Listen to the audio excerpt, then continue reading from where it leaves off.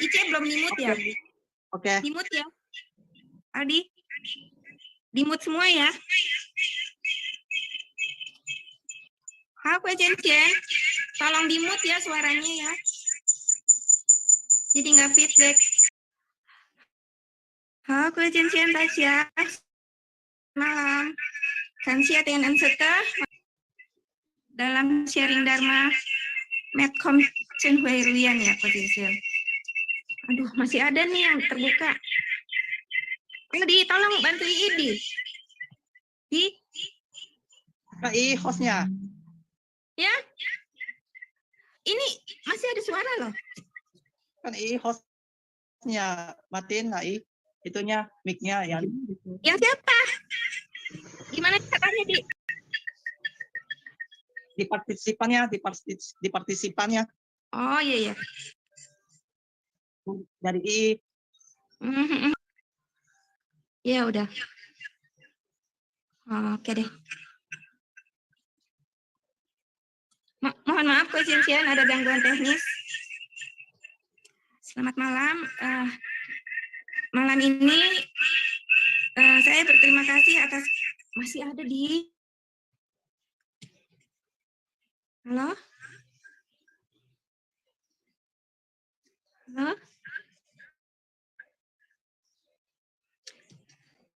Halo Coach Sian, mohon maaf ada kendala teknis ya. Malam ini saya berterima kasih atas karunia Tuhan Yang Maha Esa, Budi Luhur, Guru Agung, Secuan Semu, bimbingan para Ciangse, juga tentunya dukungan para budiman sekalian yang sudah meluangkan waktu untuk sharing Dharma secara online. Kejencian, materi pembahasan malam ini, kali ini saya ambil dari kelas Tanju Ciangse Cingkopan pada tahun 2013. Itu di Chen Huairuyan diadakan kelas Tanju Ciangse ya.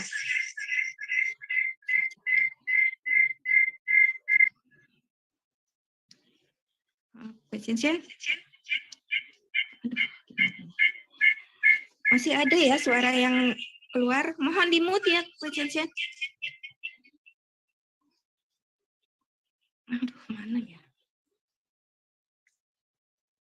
Oke deh. Coach sekali lagi mohon maaf kendalanya nih. Kemudian pada waktu itu di Chen Huairuyan Potang ada diadakan kelas Tanju Ciangse Cingkopan Coach pada tahun 2015. Waktu itu saya ada mencatatkan bila ada kekurangan mohon pengampunan dari Tuhan Yang Maha Esa dan Coach dapat memaklumi. Maka malam ini saya ingin menyampaikannya kembali agar kita bisa mengingat apa-apa aja sih nasihat atau wejangan dari Sianpo ya. Pada waktu diadakan kelas Tanju Ciangse itu ada proses kita datang mengikat jodoh Coach. Pertama kali beliau menanyakan kenapa kita harus mengutamakan kemudian beliau menjelaskan karena begitu jadi Tanju Ciangse kita harus ikrar vegetarian dulu. Di Taiwan semua Tanju Ciangse sudah vegetarian Coach.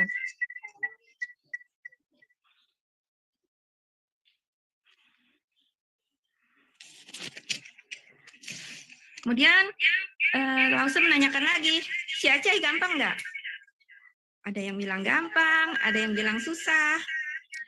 Lalu Sianpo bilang, sekarang ini makanan yang tawar rasanya makin bagus buat kesehatan.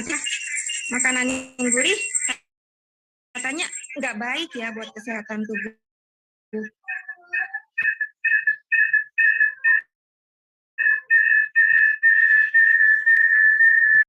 Ini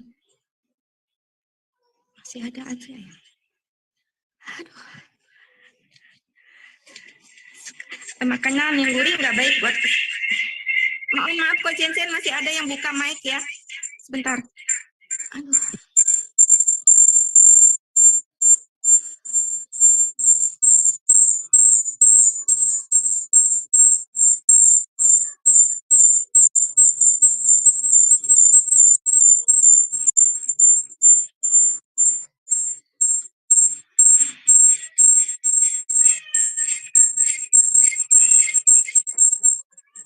Maka dikatakan ada yang baru berumur 40 tahun udah stroke, yang ciacai enggak ya Coach Jensen, biasanya lebih sehat. Kata Lause, orang yang sudah bervegetarian seharusnya sehat, tidak ada penyakit di dalam tubuhnya. Kalau udah ciacai, kita itu sakit-sakitan, artinya jadi tanda tanya ya, mungkin ada yang salah dengan pola makannya. Lause mengingatkan kita Coach Jensen, kita vegetarian harus sampai nafas terakhir. Hati jangan tergerak untuk memakan lagi makanan yang bernyawa. Maka jangan pikirkan itu, kata Lause. Orang yang melanggar ikrar vegetarian ini, katakan oleh Lause, terhadap vegetarian ini kurang mengerti maknanya atau tidak mengerti maknanya. Jangan bilang, Sang Tian nggak tahu ya, karena di atas kepala kita ada dewa yang melihat. Di Taiwan ada satu orang, seorang dokter ya, Dokter Huang namanya. Di Taiwan ini Dokter Huang ini divonis terkena kanker stadium lanjut. Dan ketika dia mengetahui dirinya mengidap kanker, tapi dia tetap vegetarian hingga memperpanjang usianya minggu sekali. Dia beritahu kepada umat untuk ciacai. Dan diperpanjang usianya bila kita ciacai. Makanya sampai akhirnya dia bisa hidup 10 tahun lebih lama lagi. Maka kita jangan takut untuk belajar ciacai Coach Jensen. Karena kita tahu ya, ikrar ini nggak bisa dipaksa, harus atas kemauan diri sendiri. Tapi kalau kita sudah berikrar, kita tidak terima dan kita tiba-tiba makan ya makanan yang tidak dibolehkan oleh orang yang bervegetarian, maka ketika kita sudah meninggal, maka kita akan menanggung sendiri akibatnya. Tien Xuanze menceritakan ya, ada seorang adik Tien Xuanze, ketika umur 5 tahun, beliau sudah ciacai. Dan umur 37 tahun, beliau ini meninggal. Adiknya ini seorang laki-laki dan beliau adalah Jiangse. Nah, di Taiwan ada umat yang biasa bikin tahu. Adik Xuanze ketika sedang sakit menanyakan kepada umat ini, kamu nggak bikin tahu? Saya ingin makan tahu.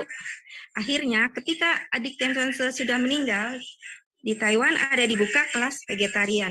Kelas itu ada dewa panjang umur yang mengikat jodoh, yaitu Nancil Lao Xian Ung. Dia berkata, Cenceng sekalian pada waktu sudah sakit, cuma ingat ingin makan tahu. Xian Po tahu itu. Maka kita punya pikiran sangat penting untuk bisa dikontrol atau dikendalikan. Kemudian, ceritakan lagi ada 2 orang perempuan. Seorang Apo yang udah ciacai, dia pengen makan kerang. Dia bilang sama menantunya, dia ingin makan kerang. Nantinya bilang, Mama sudah ciacai, Mama nggak boleh makan kerang lagi. Kemudian si menantu cari akal. Dia ambil batu, pura-pura dimasak. Yang dikasih ya tentu saja yang dari bahan vegetarian. Di hati orang tua ini ingin makan kerang karena tidak bisa mengendalikan pikirannya Coach Jensen. Maka Lause selalu mengingatkan kita ya, yang di Taiwan harus ingat, saya Taiwan, siapa Tien Xuanze. Dan siapa pengajak dan penjamin saya? Di kota mana kita kaitkan dan pertama kita harus kenal angpau yang didapat. Kemudian Cienpo bilang lagi, kita punya hati harus bisa dikendalikan. Ada satu umat bilang kepada Tianzuanzi kita, Tianzuanzi, saya udah ciacai loh 100 hari, udah selesai. Tianzuanzi bilang, ciacai nggak gampang, yang di luar nggak boleh sembarangan makan. Kemudian dia tanya lagi ke Tianzuanzi, boleh makan ikan nggak? Masih penasaran ya, dia tanya lagi sama istrinya. Dia tanya sama istrinya, saya boleh makan ikan nggak? Tapi anak perempuannya yang udah ikut ciacai selama 100 hari, udah nggak mau lagi makan daging. Tapi ini malah orang tuanya ya, malah pengen makan ikan. Nah, Kucincian, sebagai Tanju Ciangse, kita punya tanggung jawab yang harus dilaksanakan. Bukan hanya sebagai Tanju Ciangse di depan altar, karena pada waktu Lien kita sebut nama sendiri-sendiri ya, mengusung tanggung jawab, mengayuh bahtera suci, mengikuti nasihat-nasihat para Buddha dan Lao Tzu. Dulu ada satu orang umat mengikat jodoh dengan Lao Qianren kita, Pai Shui Senti. Ada satu umat ini, Lao Qianren menanyakan, dilihatnya umat ini adalah seorang Ciangse. Dia tanya, kamu sudah jadi Ciangse, 1 bulan bawakan berapa topik? 1 tahun berapa? Saya hanya beberapa kali saja. Maka Kucincian yang sudah jadi Ciangse harus selalu babarkan Dhamma, kata Lao Tzu. Ada Ciangse yang dikasih topik malah menolak ya. Sang Tian tahu itu. Kemudian ada satu Ciangse di Taiwan.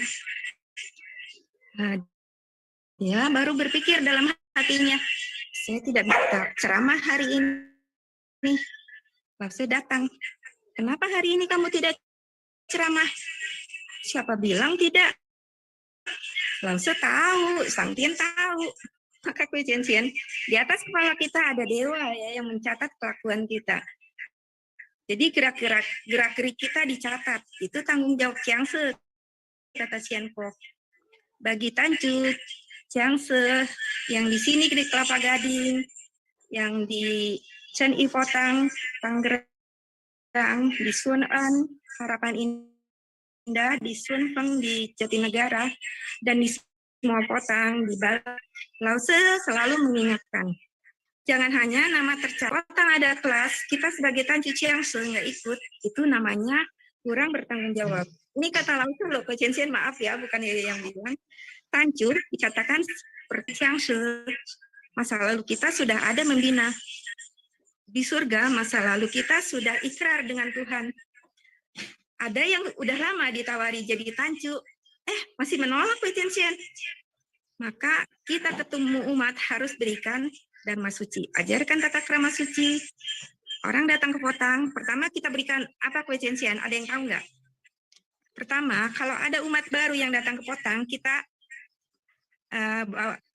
kita harus tamaucin ya, memberikan handuk, bawa untuk cancia, dan terakhir kalau ada air persembahan mungkin kita bisa berikan air hesue itu ya. Ada yang sudah jadi Tanju untuk lipat handuk saja tidak tahu. Maka Kucincian yang duluan datang ke Potang, kita adalah sebagai tuan rumah. Walaupun kita adalah Kucincian ya,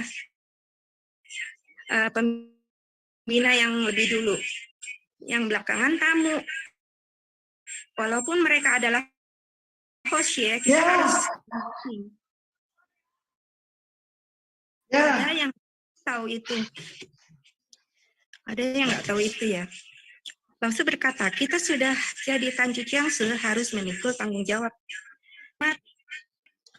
Nah, Lao Tzu mengingatkan ya, sebagai pembina diri, yang pertama mulut kita harus manis sehingga orang merasa nyaman di dekat kita.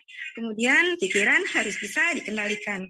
Dan yang ketiga, sesuatu yang membuat orang lain menderita ataupun apa yang kita lakukan membuat susah orang lain.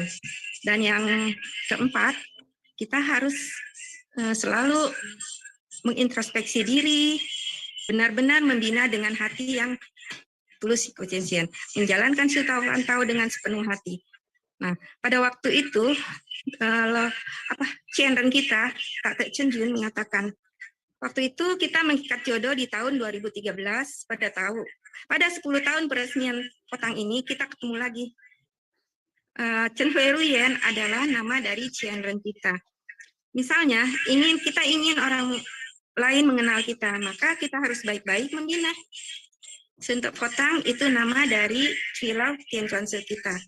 Cui Lau mencapai kesempurnaan dan mendapat gelar Tak Chen Chun. Di Taiwan ada Cheng Tak Hoyen, di Tangerang ada Chen Ifotang. Nah, itu nama dari papanya Chen Tien Chuan Se. Maka Kocensian, yang penting sekarang ini kita lebih baik membina diri baik-baik. Seperti kita bisa melihat ya, mengikuti jejak para pendahulu.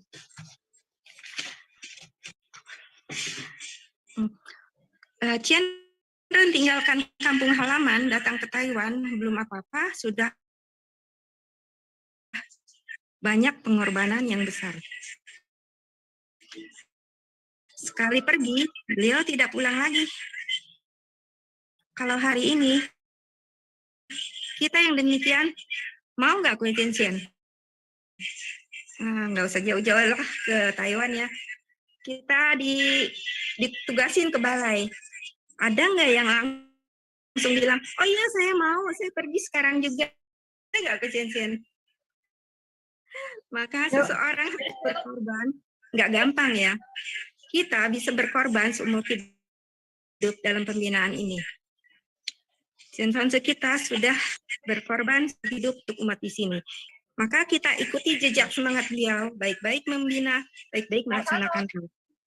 Mau berkorban, nggak mudah. Mau laksanakan PAU juga nggak gampang. Kalau ke balai aja susah, padahal 2 jam udah sampai di balai ya, Kocensian. Kita terbang kan? Cepet nggak? Ya, beberapa menit aja kita udah bisa berbicara ya.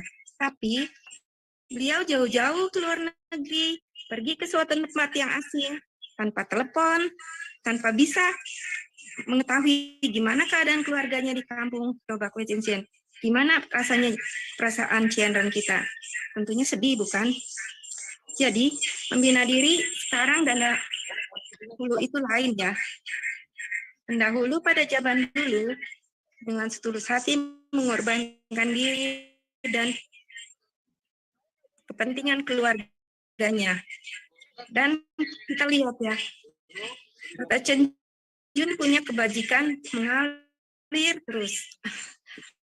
Langsung mengatakan, keadaan setiap orang tidak bisa dibandingkan dengan Cianren kita. Beliau laksanakan tugas dengan baik. Terus dia perlu taat aturan. Pada waktu itu, Chen Jun masih kecil, Chen. Mamanya ajak ketemu dengan Cianren. Berapa sekarang? Sekarang jam berapa? Bentar aja di Ayun mau. Ngajaknya bertemu Cianren.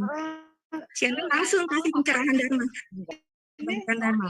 Nggak beda-bedakan ke semua umat. Kocensian, seorang pembina yang punya pandangan benar, membina diri dengan tulus hati, tidak berpura-pura. Sekarang ini, orang muda yang membina dengan benar-benar mau membina sangat sedikit ya. Seperti kita lihat di Potang kita aja ya, contohnya. Yang aktif di Potang dan selalu membantu urusan di Potang. Maka kita harus beri semangat ya pada mereka. Mereka lah generasi penerus Potang kita kalau kita nantinya udah gak bisa menjalankan misi dari Lause. Dan kita coba lihat Huang Jiangsu kita. Udah 10 tahun lebih beliau pulang, datang lagi, dengan rela meninggalkan kehangatan keluarga untuk menunaikan ikrar ini. Meninggalkan mamanya yang sudah 80 tahun lebih, Tien Chuan Se bilang, kita mungkin nggak bisa seperti Huang Jiangsu. Hari ini kita sudah ikrar bodhisattva. Anak itu nggak bisa bantu kita. Tien Chuan Se bisa berkorban. Kenapa kita nggak bisa? Karena kita masih melekat ya, masih terikat dengan keluarga, belum bisa lepas. Dan Sansa bilang, yang di kuak-kuak-kuakang ada umat sana pergi ke India, membuka ladang baru, kita harus contoh semangatnya. Hari ini kita sedikit, mau fotoin? Itulah hasil yang kita dapat. Ketulusan hati tidak bisa dibicarakan dengan mulut saja. Melaksanakan harus sepenuh hati. Kuan Yin Pusat mengatakan, kamu jangan lupa laksanakan Tao dan membina Tao. Ada umat yang bilang ke Tien Sanse, sekarang saya lagi laksanakan Tao loh. Tien Sanse bingung ya, Tien Sanse mikir dalam hatinya, laksanakan Tao, tapi kenapa orangnya nggak kelihatan? Mungkin si umat ini nggak ngerti yang namanya melaksanakan Tao. Ada urusan di Fotang, kita datang, bukan cuma dalam omongan aja, cuma ngomong aja begitu. Umat punya misi, karakter, sifat masing-masing.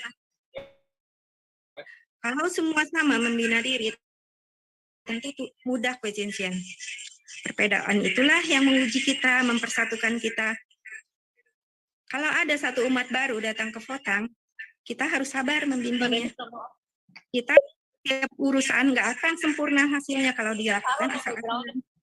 Hari ini kita membina diri, jangan terikat duniawi. Urusan duniawi jangan dirisaukan lagi, itu kata Lao Tzu, kejencian. Jadi itu sia-sia saja. Nggak dapat istri. Anak udah merit, risau lagi belum dapat cucu. Miring. Namanya hambatan yang mengikuti kejencian. Kita susah melepas simpul-simpul ini. Miring dikit. Sudah menikah, sekarang suaminya pergi ke Fotang. Ada nenek yang harus jaga cucu, itulah hambatan dalam membina. Kita harus bisa menerobosnya. Seperti tali, yang satu dipegang anak, satu cucu, tarik yang lain. Jadi hati penuh kerisauan.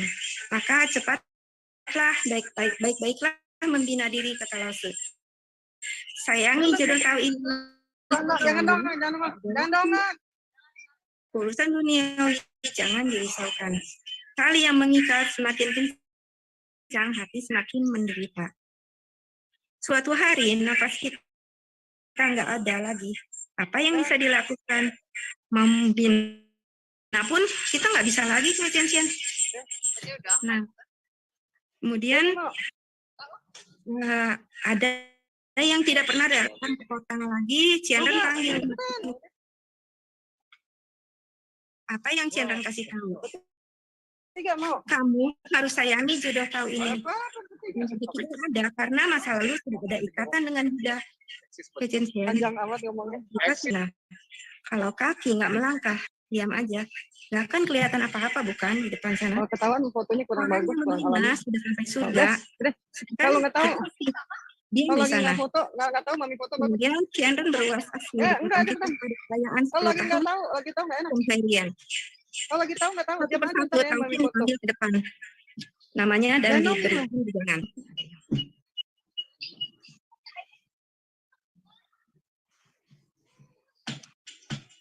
Ya, halo kejencian, mohon maaf, saya habis mood. Kejencian di Fotang kita tahu ya ada Yao Xiong yang 2 orang.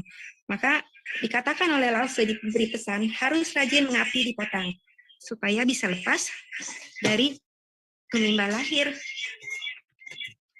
Kemudian ada Chen Xiong dan Sen Pancu. Xianpo mengingatkan setiap saat harus hati-hati. Kita manusia mudah dapat pengaruh luar. Sangat penting untuk menjaga hati tahu kita ini. Dan untuk papanya Pepe, Li Qiangse ya, dikatakan oleh Lao Tzu, tanggung jawab kalian di balai Sangtian akan menolong dia. Teruslah memupuk pahala, jalani kebajikan. Kemudian ada satu umat di balai pandangan harus jangan suka judi. Maaf ya, nggak tahu dia seperti apa. Tapi Lao Tzu bisa tahu loh kejencian. Kemudian untuk Chen Xiong diberi nasihat, hati tahu itu harus bisa dipegang, harus dikendalikan, jangan sampai tinggalkan badan ini. Itu bahaya, harus selalu membina. Dan untuk Dennis, anak dari berhasil, jangan kalah sama orang lain, harus punya semangat. Kemudian untuk Acen, Lause berpesan, hatinya harus mau dibina, 6 akar jangan diikuti. Untuk Icie, Lause tahu kejencian. Icie ini orangnya sangat setia, lakukan kebenaran, pandangannya selalu benar. Ya, itu yang lihat juga ya soal Icie ini. Icie itu orangnya ya gitu, tulus ya dalam segala hal. Kemudian untuk Lai Chiangse dikatakan oleh Lause, pesankan emosi harus dijaga, kurangi, harus selalu sabar, dibilang apa-apa nggak masalah. Kemudian untuk Lin Chiangse ya, Lause berpesan jangan tinggalkan Tao ini, harus sering kembali ke Fotang. Kemudian untuk Yi Yao Pei Chen, harus selalu pertahankan hati yang baik ini. Iya benar sih Ko Chen Chen, kalau dekat Yi Yao Pei Chen itu rasanya adem gitu ya. Dia orangnya hatinya jernih banget, nggak ada perasaan apa-apa, selalu tersenyum, baik sama orang. Kemudian untuk Yao Chiangse, dikatakan oleh Lause, Yao Chiangse harus cepat-cepat Tao ini dibabarkan. Udah jadi Chiangse harus bawa Tao ini ke tempat yang baru untuk memupuk jasa pahala. Nah, jangan sembarangan, jangan jauh-jauh. Tuhan akan mencatatnya dengan jelas. Jangan takut susah, jangan takut capek. Orang lain nggak tahu apa-apa, ya nggak apa-apa. Pergunakan kearifanmu. Dan untuk ini ada 4 cai di potang ya. Tapi kita bacakan aja untuk cai ya, Chiangse. Lause berpesan badan, mulut, pikiran harus hati-hati. Untuk Chang Mei atau Chang Chiangse, Lause memesan, Lause berkata, Chang Chiangse ini dia punya satu kearifan sudah dibuka. Maka amal dharma sekaligus harus dijalankan. Kita lihat ya ke Chang Chiang. Chang Chiangse ini orangnya sangat tulus dalam membina. Yo dapat cerita dari Rene. Pada saat pandemi seperti ini, Chang Chiangse itu kan bertugas di Chen Ipotang ya. Kalau dia pagi-pagi demi untuk bisa sembahyang pagi, ketahui ya, dia pagi-pagi udah pergi ke Tangerang, dan karena usahanya di sini, siang dia udah kembali ke Gading, dan sore dia kembali lagi ke Tangerang. Coba Kuecensian, luar biasa ya. Chang Chiangse ini melakukannya dengan diam-diam, nggak pernah beliau berkata-kata yang muluk-muluk. Dengan diam-diam saja dia melakukan itu. Kita harus contoh semangat seperti ini Kuecensian. Kemudian untuk Wen Lingyan, ya. Wen ini sangat tidak gampang punya. Kenapa ada seorang perempuan tidak mau menikah? Supaya melaksanakan Tao lebih mudah, maka jangan lupa. Untuk Huang Limei harus rajin, harus kuat membina, supaya orang tua kamu dapatkan berkah dan para leluhur dapatkan berkah. Dan kepada Yang Huiyin diberikan pesan harus ikuti aturan dalam melaksanakan Tao. Untuk langsung aja ya, udah waktunya udah sedikit. Untuk Cai Ai ya, waktu itu dia masih belum meninggal ya, dia membuat hati Tuhan tergugah. Sampai akhirnya ketika dia meninggal, dia tidak berubah. Kita tahu semua anak Cai Ai itu ke gereja. Dia ingatkan anak laki-lakinya yang bungsu, kalau saya meninggal, kamu harus kasih kabar ke Potang. Dan ketika Cai Ai sudah meninggal, anaknya datang ke Potang untuk memberi kabar. Dan pesan untuk mamanya Pei Pei yang dari balai, membina diri jangan malas, harus rajin mencari umat. Untuk Cai Cie, harus sayangi jodoh ini, harus rajin ciuta pantau. Untuk Liu Cie, tiap hari bersyukur, hatinya nggak mau tiap hari. Dan ini yang ini Kocencian untuk Keyo, langsung berkata, jangan punya pikiran tidak baik, harus dibuang. Udah banyak sekali pikiran-pikiran nggak baik di kepalanya. Kocencian, mohon pengampunan Sangtian ya. Mungkin pada saat itu pikiran ini banyak sekali yang tidak ingin. Dan untuk Aili, berpesan jangan boros-boros. Hari ini kita punya mata, lihat yang nggak sesuai kita mau beli. Nah, itu kecensian beberapa singkopan yang berhasil saya catat. Hati tahu ini ada di dalam diri kita. Bisa berlaku sebagai pembina, harus ada penampilan sebagai pembina. Jangan ikuti tren orang lain, harus dengan hati yang senang, gembira menjalankan urusan suci. Karunia Tuhan Yang Maha Esa jangan kita sia-siakan. Membina harus sesuai kebenaran. Kecensian, menjadi orang itu harus bisa menggugah hati taumu. Melakukan sesuatu tidak melanggar hati nurani yang tidak sesuai dengan hakikat kebenaran. Dapat ujian dari iblis, bukan Tuhan yang menguji, tapi diri sendiri yang tidak benar-benar membina. Mengikuti karma buruk. Nah, ketika hutang karma datang menagih, kita pun nggak berdaya. Kita lahir di keluarga mana ditentukan karma masa lalu. Berarti orang yang membina diri, dia tahu lahir ke dunia karena ikrar suci dia di surga untuk menolong umat manusia. Jangan karena harta dunia membuat pikiran hati kita tidak stabil. Pada waktu kita muda, cinta kasih itu sangat memberatkan. Yang laki-laki ingin cari wanita yang cantik, dan yang perempuan ingin cari pasangan yang baik. Itu hal yang normal, kecensian. Maka jangan terpikat keanekaragaman duniawi. Pakai hati tahu yang paling murni untuk mengendalikan kita punya roh suci. Kalau kita tidak memberatkan harta duniawi dan mengembangkan cinta kasih, kita akan lepas dari reinkarnasi kecensian. Sebentar lagi ya, kecensian. Orang tua menjaga kita sulit enggak? Kalau saya menanyakan, sulit ya. Orang tua punya kasih sayang bagaimana? Kita membalas budi orang tua. Yang emosinya nggak baik, bukan anak yang berbakti. Bila energi tidak baik, mengurus suatu masalah itu tidak bagus. Kalau di kantor dengan sesama teman kerja, sering ribut. Kalau orang tua tahu, orang tua kita tentu risau ya di rumah. Lalu saya mau kasih tahu nih, kita seorang anak yang benar-benar berbakti harus merubah sifat semua murid-muridnya. Kalau ingin punya anak cucu yang baik, kita harus kasih contoh yang baik dulu. Dan Lause berharap kepada semua umat, bukan hanya kehidupan di dunia saja, berharap kita bisa bertemu di surga nanti. Dan kecensian, nggak tahu roh suci ada di dalam badan raga. Hukum sebab akibat dari mana awalnya? Setelah meninggal, apakah sudah selesai? Setelah meninggal, nggak ada lagi hukum karma. Benarkah seperti itu? Itu pemikiran menunjukkan jalan ke asal mula kehidupan kita. Kita punya nyawa ada di tangan Tuhan. Dengan satu petunjuk dari Buddha, kita jadi mengerti. Di tubuh kita ada roh suci yang sejati. Kecensian. Sebagai pembina diri, tujuan kita memutuskan reinkarnasi. Cobalah kita tanyakan pada diri sendiri. Apakah sifat emosi buruk sudah dirubah? Gimana kecensian? Rasanya belum ya. Apakah sudah lapang dada? Ya masih belum ya. Hati perhitungan dan rasa nggak adil, apakah sudah dibuang? Biasanya kita selalu perhitungan ya dalam hal apapun dan nggak adil sama orang lain. Sudah berapa persenkah kemampuan dan kearifan yang kita keluarkan?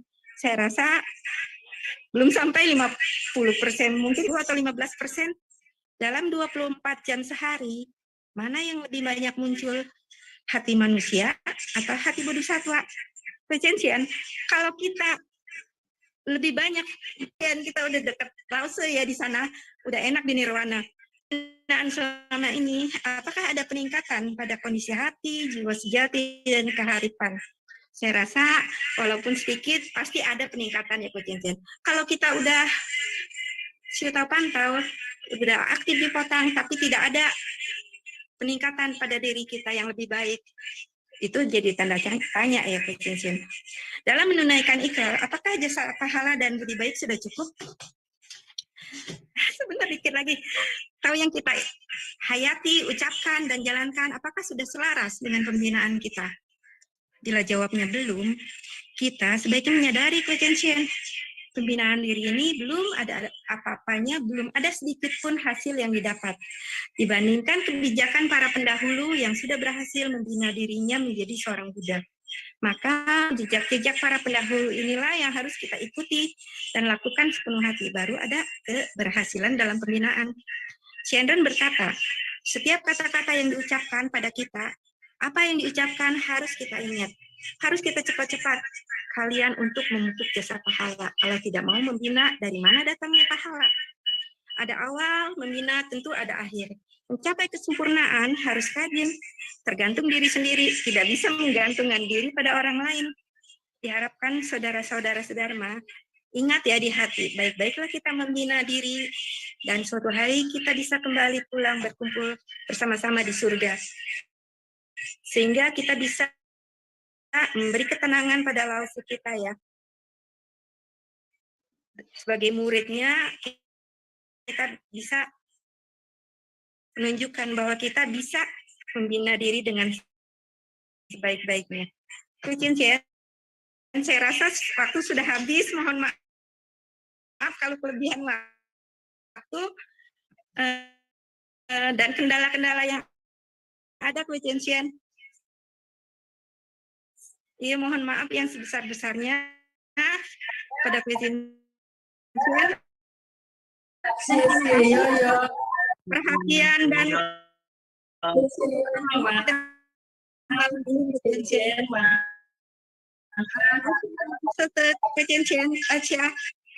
Wan-an semuanya, share. Dan Mama.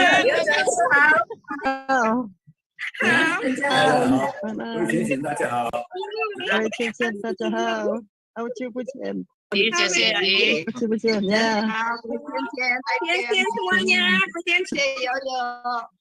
yang sangat, saya bingung. Banyak kendalanya nih Aldi nih. Jelas ya? Jelas ya? Jelas ya? Bingung banget Aldi ngabarinnya terakhir kali. Akhirnya bisa juga kita laksanakan sharing Dharma ini, Kucian. Kan siatan untuk kan udah Aldi, saya berangkat Aldi. Iya, sambil di jalan tadi. Mega.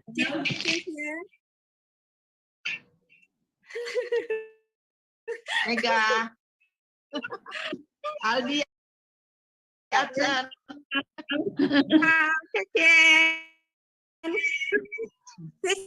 Kecian yang lagi di jalan hati-hati ya.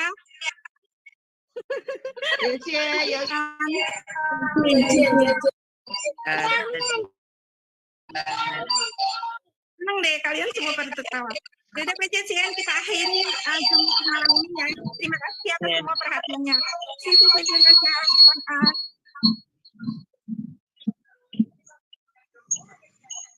再见呀，晚安。